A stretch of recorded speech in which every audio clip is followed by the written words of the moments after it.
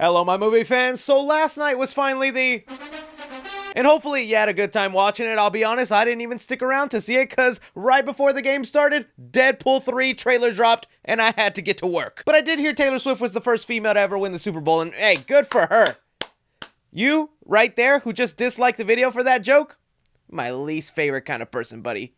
Relax. But now that we have gotten our time to gush about the Deadpool 3 trailer, I wanted to get into some of the other trailers that have been released for upcoming movies, because there were some pretty good ones. I would say there is definitely at least one that might be better than the Deadpool 3 trailer. Don't hate. This is also where I want to throw it off to you guys. Aside from the Deadpool 3 trailer, which was the other big trailer that ended up surprising you, getting you excited? All right, kicking things off here, let's start things off a little fun, talking about the Despicable Me 4 TV spot that actually ended up being really cute and fun. Now, I got scared whenever this popped up online because it was described as minions using AI-generated images, and I was like, oh, no. AI is a sensitive topic. It's gonna take over everything. Pretty soon, there will be an AI Chris making these videos. But it was so refreshing to see Illumination basically make fun of AI generated images, with the premise here being that whenever you go to one of those websites to make an AI photo, it's actually a minion photoshopping it for you, and that's why they come out looking so horrible. Many people then started saying, see, if you enjoy AI images, you have the brain of a minion, with then even showing the Despicable Me 4 logo all messed up and an AI generated voice. Honestly, great take on an AI joke. And speaking of great jokes, we saw this ahead of time, but still it's worth talking about since it came out during the Super Bowl. The trailer for If, really funny gag involving Randall Park playing the role of John Krasinski, which is a throwback joke to an episode from The Office where he was also pretending to impersonate John Krasinski. I'm glad this has become a running joke. I hope this is one of those jokes that just has a long lifespan, kind of like the John Cena Invisible joke. They also showed a minute trailer for David Leitch's upcoming Fall Guy movie starring Ryan Gosling. And yeah, I was already excited for this movie, but this already enhances more how much more fun it's going to be. I liked how in your face it was with Ryan mother effing Gosling and then Emily mother effing Blunt. But kind of the most clever part of this ad was then throwing in a Taylor Swift joke at the very end. You been crying to Taylor Swift?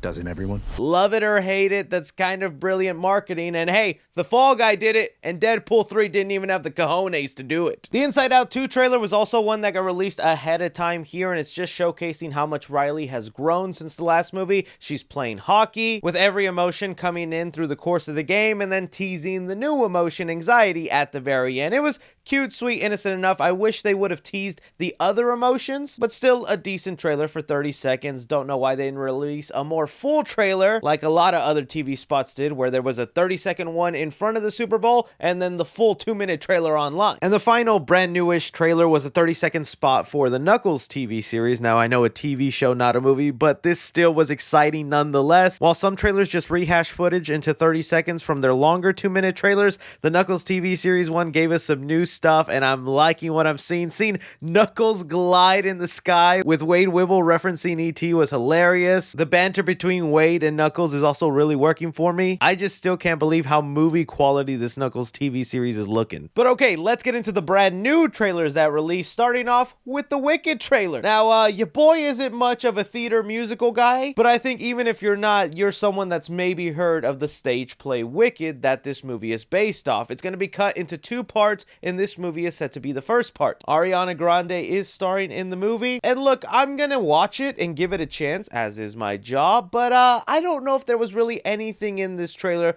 that really got me like over the top excited. I've seen a lot of musical and theater kids online super pumped about this, and I'm happy for you. I will say that one shot of like Dorothy and the members from The Wizard of Oz looking in at the wizard is kind of a great shot, and that's kind of just my biggest takeaway from this trailer, is just it looks like it's going for such a grand big scale. Although a lot of it is polished with CGI and it looks a little like too shiny, it's still a pretty interesting and looking like immersive world. So I'm for sure curious to watch the movie, but I'd be lying to you if I said I was excited for it. Next movie here was for a trailer a lot of people were anticipating, and that was for Twisters. This is sort of a reboot slash sequel from the original Twister. That movie released in 1996, and you know what? I thought I was gonna have no interest in this movie, a movie about tornadoes and people who chase after them, but this actually looks kind of bonkers and fun. fun. I'm actually not able to tell if it's going to be a great or bad movie. I've seen a lot of people already complain that the plot of this movie already seems a little too similar to the plot of the first film, but I don't know how much more different you can get with a plot of people going after tornadoes. And I did get kind of like a fun, exaggerated vibe whenever they busted out 2 tornadoes yelling out, "Twins!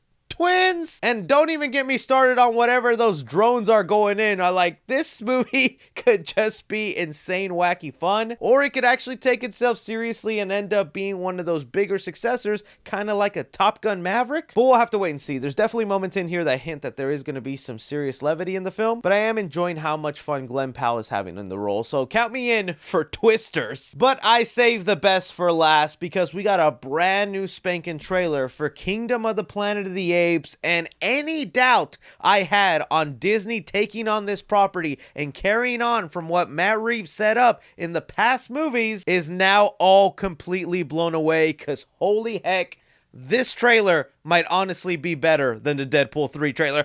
I mean it. I guess the biggest difference will be is the Deadpool 3 trailer was a teaser trailer, so it was only meant to tease you, while this new Kingdom Under the Planet of the Apes trailer is more of a full-fledged official trailer, giving you so much more insight into the plot of this movie, where they're headed, the main character, the villain motives, and all of it is looking so interesting. So as we've heard with this film, it's set 300 years after the last Planet of the Apes movie. We are now following a descendant of Caesar who does not want to rule over humans and wants to live more equally amongst them. But I think the most interesting part of this entire trailer that has me just speculating like crazy is the actress Freya Allen playing May. One of the things people forget with the Planet of the Apes movies is that they're technically prequels to the original Charlton Heston movie. And in that movie, the big twist of the film was that we find out an astronaut went up into space. In space, they time traveled, and when they came back to Earth, it was far into the future where apes have taken over. And it looks like we're finally getting to that moment in the Planet of the Apes universe, because if you look at the clothes this actress is wearing comparatively to all the other humans around them, this is clothes from the past, back when humans ruled and had tank tops, jeans, and all that kind of stuff. You even get shots where they look into the space program and astronauts and things like that. I'm thinking they're about to put their own spin on it and might say this was an astronaut that came back to Earth and is now shocked what the world has become. At least that's just my thinking for right now. And you can see in the movie the apes fear her because she appears to be intelligent, because she most likely comes from a time where humans were smart. Remember, 300 years later,